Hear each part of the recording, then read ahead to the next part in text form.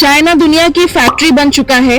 Vietnam भी global companies को attract कर रहा है, पर इंडिया मैन्युफैक्चरिंग सेक्टर में अब तक स्ट्रगल क्यों कर रहा है? इंडिया आज भी एक एग्रेरियन इकोनॉमी माना जाता है, जहां लगभग 45% आबादी एग्रीकल्चर पर निर्भर है, लेकिन इसका जीडीपी में योगदान सिर्फ 15% है। दूसरी ओर सर्विसेज सेक्टर है, जो कि सिर्फ 28.9% वर्कफोर्स को एम्प्लॉय करता है, लेकिन जीडीपी में इसका योगदान 55% है। यह डिस्पैरिटी इंडिया की यूनिक इकोनॉमिक ग्रोथ ट्रैजेक्टरी को दर्शाती है। आमतौर पर किसी भी इकोनॉमी का ट्रांजिशन पहले एग्रीकल्चर से मैन्युफैक्चरिंग और फिर सर्विसेज की दिशा में होता है, जैसा कि चाइना और अन्य देशों में देखा गया है।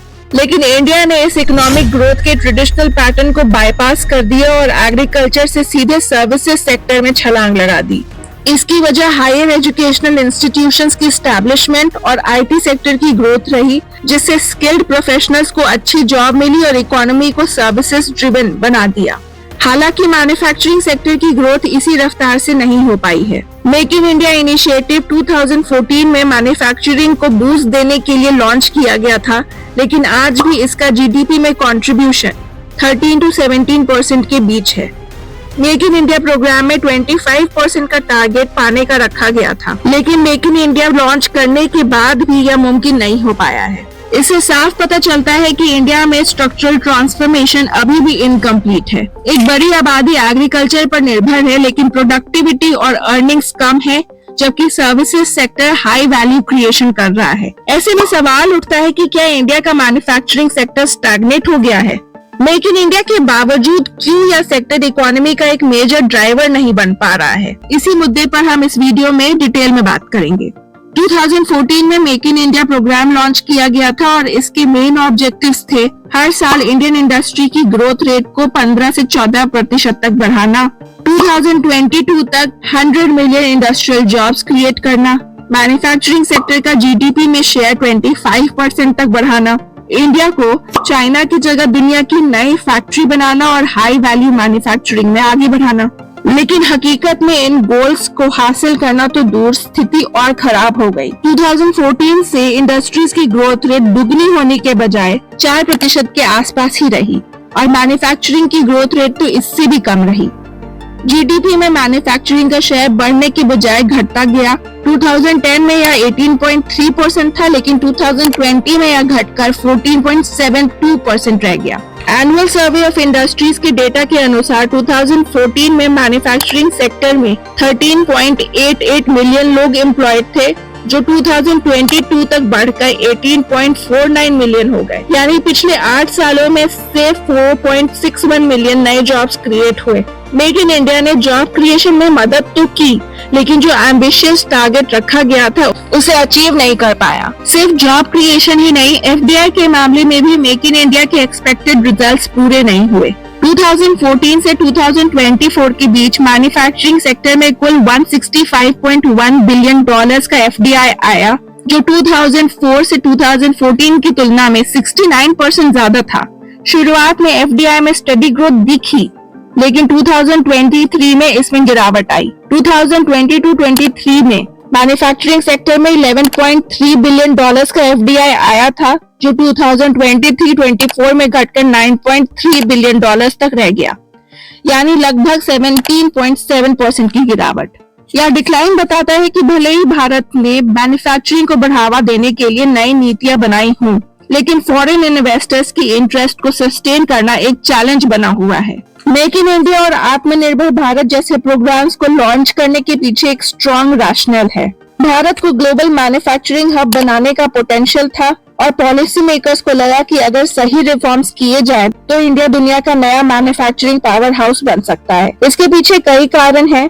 इंडिया की यंग पॉपुलेशन, जो कि एक स्ट्रॉन्ग वर्कफोर्स है। 2030 तक भारत के 68% आबादी वर्किंग एज ग्रुप में होगी, यानी कि कम लेबर कॉस्ट होने की वजह से भारत ग्लोबल कंपनीज के लिए एक अट्रैक्टिव डेस्टिनेशन है और आगे भी रहेगा। इसके अलावा सरकार की पॉलिसीज भी मैन्युफैक्चरिंग को सपोर्ट करने के लिए बनाई जा रही थी। एफडीआई को अट्रैक्ट करने के लिए नए रिफॉर्म्स लाए गए ताकि फॉरेन कंपनीज आसानी से यहाँ इन्वेस्ट कर सकें। साथ ही भारत का डोमेस्टिक मार्केट भी बहुत बड़ा है, यानी कि जो प्रोडक्ट्स यहाँ बनेंगे उनके लिए बायर्स की कोई कमी नहीं होगी। इंडिया का एक और स्ट्रैटेजिक एडवांटेज है कि global geopolitics, US China trade war के चलते कई कंपनियां चाइना से बाहर निकलने की कोशिश कर रही थी और अपना सप्लाई चेन को डाइवर्सिफाई करना चाहती थी। इसी कारण से इंडिया को चाइना प्लस वन स्ट्रैटेजी का फायदा मिल सकता था, जहां ग्लोबल कंपनीज अपनी मैन्युफैक्चरिंग यूनिट्स को इंडिया में शिफ्ट करे और अपने बिजनेस रिस्क को रिड्यूस करे। यही वजह थी कि सरकार ने मेक इन इंडिया को एग्रेसिवली पुश किया। इंडिया की जियोपॉलिटिकल न्यूट्रलिटी भी एक एसेट थी। हम ना तो पूरी तरह से वेस्ट के इन्फ्लुएंस में थे और ना ही किसी एक पावर ब्लॉक से जुड़े थे, इसलिए वेस्टर्न कंपनीज के लिए भी इंडिया एक स्ट्रैटेजिक और स्टेबल डेस्टिनेशन बन सकता था। इंटेंशंस तो बहुत स्ट्रांग थी, लेकिन ग्राउंड रियलिटी में चैलेंजेस बने रहे। कुछ पॉजिटिव चेंजेस भी देखने को मिले कि जो भारत के इंडस्ट्रियल ग्रोथ के लिए काफी इंपॉर्टेंट रहे।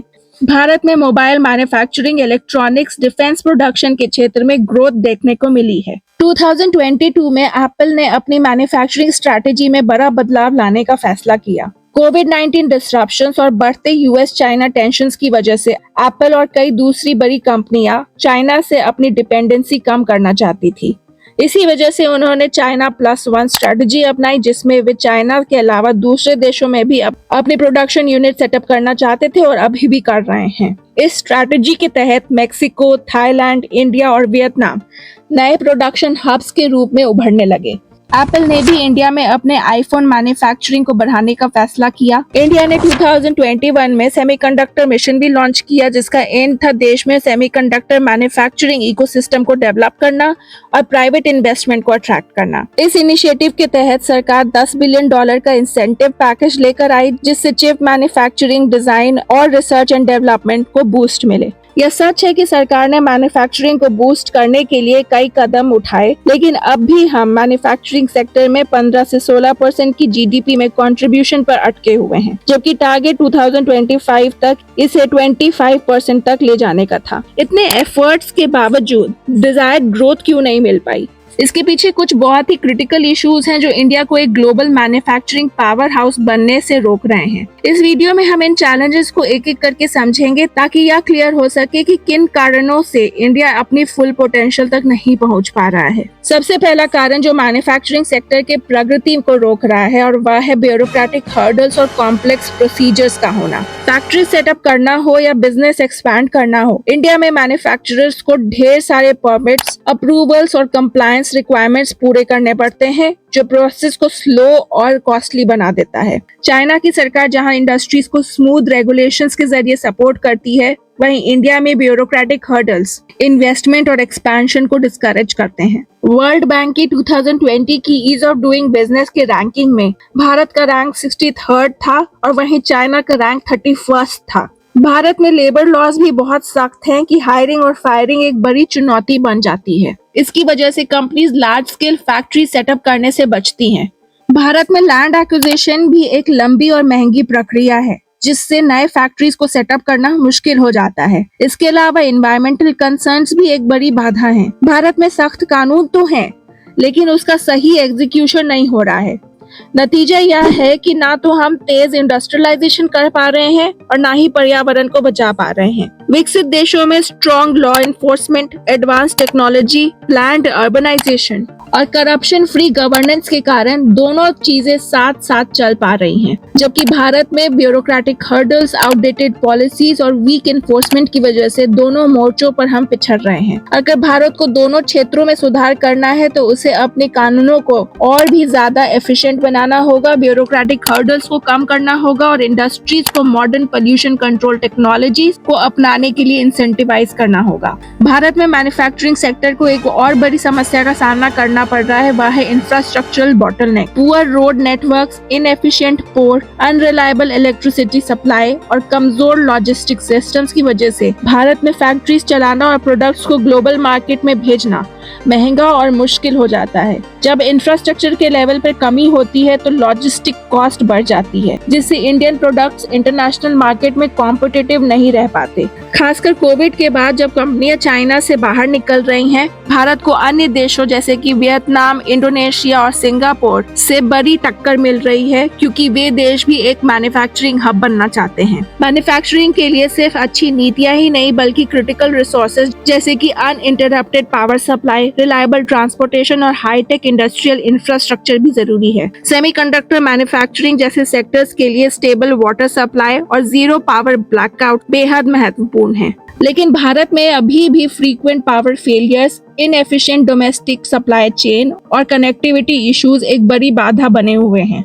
दूसरी ओर अन्य देश मैन्युफैक्चरिंग को अट्रैक्ट करने के लिए एग्रेसिव पॉलिसीज अपना रहे हैं। सिंगापुर, ताइवान और वियतनाम जैसी इकोनॉमीज कंपनीज को land, water, energy, tax benefits और अन्य फाइनेंशियल सब्सिडीज देकर अपने यहाँ प्रोडक्शन यूनिट सेटअप करने के लिए लुभा रही हैं। उदाहरण के लिए सिंगापुर ने ताइवान की वैनगार्ड इंटरनेशनल सेमीकंडक्टर कंपनी को लैंड और एनर्जी सब्सिडीज के साथ एडिशनल टैक्स इंसेंटिव्स देने का प्रस्ताव दिया है। अगर भारत को सच में ग्लोबल मैन्युफैक्चरिंग हब बनना है तो सिर्फ मेक इन इंडिया जैसी योजनाएं बनाने से काम नहीं चलेगा, बल्कि ग्राउंड लेवल पर इंफ्रास्ट्रक्चर को मजबूत करने पर ध्यान देना होगा। High tech industrial zones, efficient ports और सीमलेस रोड और रेल कनेक्टिविटी के बिना मैन्युफैक्चरिंग सेक्टर सस्टेनेबल ग्रोथ हासिल नहीं कर पाएगा। इंडिया में इंफ्रास्ट्रक्चर डेवलपमेंट का ज्यादा लोड सरकार के ऊपर है, क्योंकि प्राइवेट सेक्टर का इन्वेस्टमेंट इंफ्रास्ट्रक्चर में बहुत कम है। 2020 से 21 में प्राइवेट सेक्टर इन्वेस्टमेंट सिर्फ 19.6% ऑफ जीडीपी था।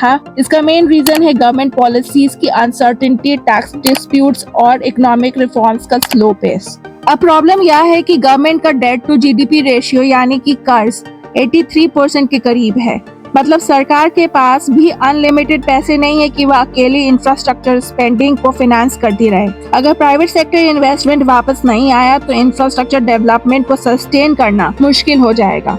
प्राइवेट कंपनीज तभी इन्वेस्ट करेंगी जब पॉलिसी सर्टेनिटी हो और रिफॉर्म्स के साथ इकोनॉमिक स्टेबिलिटी भी हो। इंडिया में हिस्टोरिकली यह ट्रेंड रहा है कि पहले सरकार लीड लेती है इंफ्रास्ट्रक्चर में इन्वेस्ट करने के लिए, तब जाके प्राइवेट सेक्टर धीरे धीरे आगे आता है। यह अप्रोच गलत नहीं है, पर जरूरी यह है कि सरकार सिर्फ इन्वेस्टमेंट तक ना रुके, बल्कि ऐसे रिफॉर्म्स लाए जो प्राइवेट कंपनीज को भी इंफ्रास्ट्रक्चर में इन्वेस्ट करने के लिए एनकरेज करें। जब तक प्राइवेट सेक्टर का एक्टिव रोल नहीं होगा, इंफ्रास्ट्रक्चर बॉटलनेक्स दूर करना मुश्किल होगा और इंडिया का मैन्युफैक्चरिंग हब बनने का सपना अधूरा रह सकता है। अगर हम मान भी लें कि इंफ्रास्ट्रक्चरल इश्यूज फिक्स कर दिए जाएं, डेट लेवल्स भी मैनेजेबल हों, तब भी इंडिया के मैन्युफैक्चरिंग सेक्टर की ग्रोथ में एक और बड़ी रुकावट है, वह है अनस्किल्ड लेबर। 1.4 बिलियन की पॉपुलेशन में करीब 565 मिलियन लोग वर्कफोर्स का हिस्सा हैं, लेकिन उसमें से बहुत कम लोग स्किल्ड हैं जो मैन्युफैक्चरिंग सेक्टर को बूस्ट देने के लिए काम आ सकें। जहां यूएस में 50% स्किल्ड वर्कफोर्स है, जर्मनी में 75% और साउथ कोरिया में 96%। वहीं भारत के स्किल्ड लेबर फोर्स की परसेंटेज सुनेंगे तो आप शॉक्ड रह जाएंगे, वो है सिर्फ 2 से 5%। मैन्युफैक्चरिंग को बूस्ट देने का एक डायरेक्ट बेनिफिट है कि जॉब्स क्रिएट करना, जो इंडिया के लिए बहुत जरूरी है। इसको देखते हुए स्किल इंडिया मिशन लॉन्च किया गया ताकि लोगों को प्रॉपर ट्रेनिंग मिले, लेकिन अभी तक यह क्लियर नहीं है कि इस मिशन का एक्चुअल इम्पैक्ट मैन्युफैक्चरिंग आउटपुट पर कितना पड़ा है। अगर स्किल्ड लेबर फोर्स नहीं होगी तो फैक्ट्रीज चलाएंगे कौन? हाईटेक इंडस्ट्रीज जैसे कि सेमीकंडक्टर्स, इलेक्ट्रॉनिक्स, ऑटो मैन्युफैक्चरिंग को ट्रेंड लोग चाहिए, लेकिन फिलहाल इंडिया में यही स्किल गैप बहुत बड़ा गैप है। अगर मैन्युफैक्चरिंग को स्ट्रॉन्ग करना है तो इंफ्रास्ट्रक्चर के साथ साथ स्किल्ड वर्कफोर्स पर भी फोकस करना पड़ेगा। अगली जो समस्या है वो ना सिर्फ मैन्युफैक्चरिंग सेक्टर के मुद्दों से जुड़ी है, बल्कि आज जो भारतीय अर्थव्यवस्था की हालत है उससे जुड़ी हुई है। आज हर कोई सप्लाई साइड की बात कर रहा है, लेकिन बहुत कम लोग डिमांड साइड की कमी पर ध्यान दे रहे हैं। इनकम इनइक्वालिटी पिछले कुछ सालों में बहुत ज्यादा बढ़ गई है। अमीर और अमीर होते जा रहे हैं और गरीब और गरीब। बहुत बड़ी आबादी की इनकम लेवल्स कम है, जबकि कुछ गिने चुने लोगों की इनकम बहुत ज्यादा बढ़ गई है। इसी वजह से डिमांड वीक हो गई है। मैन्युफैक्चरिंग सेक्टर में जो कंपनियां हैं उनके पास अनयूज्ड प्रोडक्शन कैपेसिटी पड़ी रहती है, इसलिए उन्हें नई फैक्ट्रीज को लगाने की जरूरत महसूस नहीं होती। 2011 से 2021 के बीच इंडियन फैक्ट्रीज में आइडल प्रोडक्शन कैपेसिटी 18% से बढ़कर 40% हो गई, यानी कि जो भी फैक्ट्रियां हैं वो पूरी क्षमता पर काम नहीं कर रही। मिडिल क्लास जो 1990 से 2000 के बीच भारत के ग्रोथ की रीढ़ था, अब या तो कमजोर हो रहा है या सिकुड़ रहा है। 1990 में टॉप 10% रिचेस्ट इंडियंस के पास पास 34.4% संपत्ति थी, जबकि 2018 में यह बढ़कर 57.1 हो गई है। परचेजिंग पावर गिर रही है और इसका असर सेविंग्स रेट पर दिख रहा है।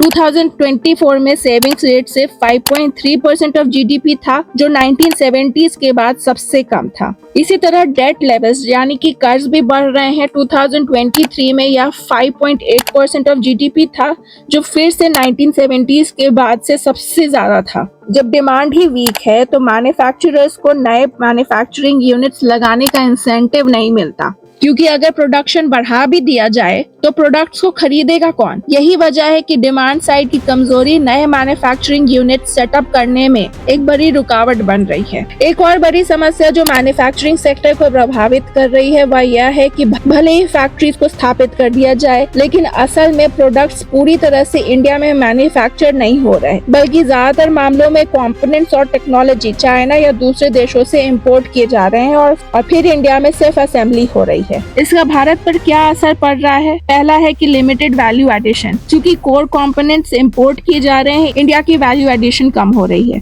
और डोमेस्टिक सप्लाई चेन्स मजबूत नहीं हो पाते।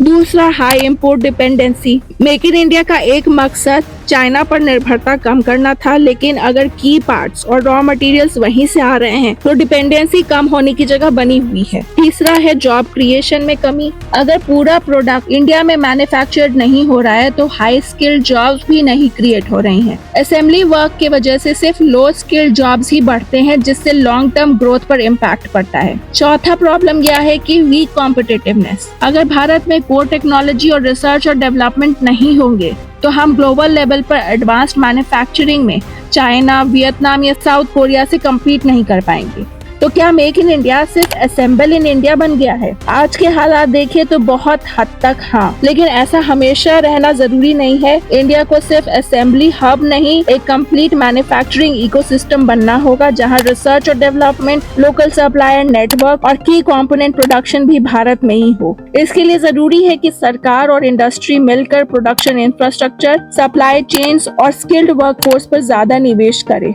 तभी भारत एक असली मैन्युफैक्चरिंग हाउस बन सकता है और मेक इन इंडिया का असली मकसद पूरा होगा। अंत में यह कहा जा सकता है कि ये सारी समस्याएं तो हैं, लेकिन इसका मतलब ये नहीं है कि इंडिया को एक मजबूत मैन्युफैक्चरिंग हब बनाया नहीं जा सकता। इंडिया ने तेजी से वैक्सीन और एसेंशियल कमोडिटीज का उत्पादन किया और पूरी दुनिया को सप्लाई किया। यह फास्ट पेस्ड मैन्युफैक्चरिंग का ही नतीजा था, जो यह दिखाता है कि अगर सही पॉलिसीज और स्ट्रेटजीज अपनाई जाएं, तो इंडिया एक ग्लोबल मैन्युफैक्चरिंग पावर हाउस बन सकता है। तो आगे क्या किया जाए? कोर कंपोनेंट्स का लोकल प्रोडक्शन बढ़ाया जाए, सप्लाई चेन्स को मजबूत करने के लिए इंपोर्ट डिपेंडेंसी कम की जाए, स्किल्ड वर्कफोर्स तैयार करने के लिए टेक्निकल ट्रेनिंग और रिसर्च डेवलपमेंट को बढ़ावा दिया जाए, ईज ऑफ डूइंग बिजनेस को बढ़ावा देकर प्रोडक्शन कॉस्ट को कम किया जाए, डोमेस्टिक डिमांड को बढ़ाने के लिए मिडिल क्लास की परचेजिंग पावर मजबूत की जाए। इंडिया के पास बदलाव की पूरी ताकत है। अगर सरकार और इंडस्ट्री मिलकर सही दिशा में काम करे तो भारत में मैन्युफैक्चरिंग सेक्टर को बढ़ावा दिया जा सकता है। तो बस आज की वीडियो में इतना ही। अगर आपको यह वीडियो पसंद आई तो इसे लाइक करें, वीडियो को शेयर करें और चैनल को सब्सक्राइब भी करें। अगर आपके कोई थॉट्स और ओपिनियंस है तो कमेंट में जरूर बताएं। वीडियो देखने के लिए बहुत बहुत धन्यवाद। मिलते हैं अगले वीडियो में।